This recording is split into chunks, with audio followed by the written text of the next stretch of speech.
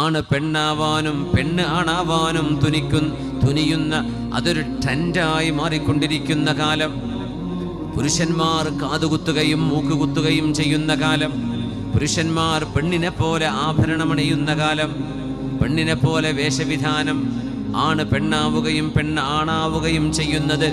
വലആമുറന്നഹും ഫലയുഗയ്യിറുന്ന ഖൽഖല്ലാഹ്.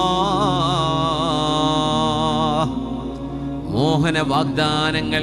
എന്താ വാഗ്ദാനം എന്ന് പറഞ്ഞാൽ ലക്ഷക്കണക്കിന് ആളുകളുടെ ലൈക്കടികൾ, അവരുടെ ഫോർവേഡുകൾ, അവരുടെ സബ്സ്ക്രിപ്ഷൻ, അവരുടെയൊക്കെ അപ്രീസിയേഷൻ.